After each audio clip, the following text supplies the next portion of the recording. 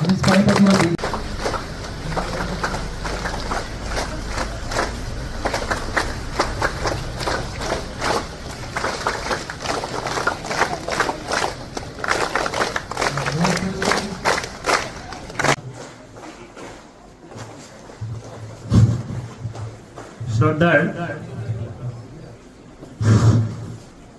নমস্কাৰ।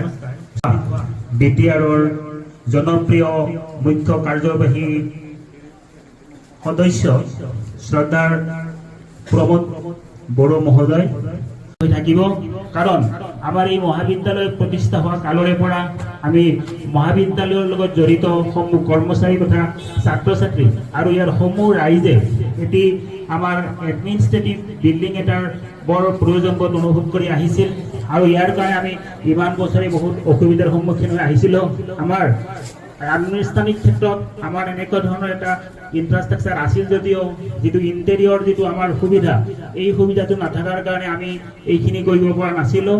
আৰু আমাৰ শ্ৰদ্ধেয় জনপ্ৰিয় মুখ্য কাৰ্যবাহী সদস্য শ্ৰদ্ধাৰ প্ৰমোদ বড়ো ছাৰৰ যিটো বদান্যতা আৰু তেখেতে কাৰ্যভাৰ গ্ৰহণ কৰি শিক্ষাৰ ক্ষেত্ৰত যিখিনি তেখেতে আমাৰ বিটিআৰৰ লগতে অসমৰ শিক্ষাৰ ক্ষেত্ৰত উন্নতিৰ কল্পে যিখিনি ব্যৱস্থা হাতত লৈছে তাৰে অংশস্বৰূপে আমাৰ ফকীয়াগাঁও মহাবিদ্যালয়ৰ তেখেতে আমাৰ এই এডমিনিষ্ট্ৰেটিভ বিল্ডিংটোৰ যিটো আমি ব্যৱহাৰ উপযোগী কাৰণে তেখেতে যিখিনি আমাক সহায় কৰিলে তাৰ কাৰণে আমি তেখেতৰ ওচৰত চিৰকৃতজ্ঞ। আজি এই অনুষ্ঠানটিৰ জৰিয়তে আমি আমাৰ এই এডমিনিষ্ট্ৰেটিভ ব্লকটো আমি আনুষ্ঠানিকভাৱে ব্যৱহাৰ কৰাৰ কাৰণে তেখেতক আমি উন্মোচন কৰাৰ কাৰণে আমন্ত্ৰণ কৰি আনিছোঁ। আৰু এই উন্মোচন কৰাৰ প্ৰাক মুহূৰ্তত তেখেতক আমি আমাৰ মহাবিদ্যালয়ৰ তৰফৰ পৰা প্ৰথমতে এখনি গামোচাৰে সম্বৰ্ধনা জনাব লৈছোঁ আৰু সম্বৰ্ধনা জনাব এখনি আৰ্নাইৰে আমাৰ মহাবিদ্যালয়ৰ বড়ো বিভাগৰ সহযোগী অধ্যাপিকা যমুনা বসুমতাৰী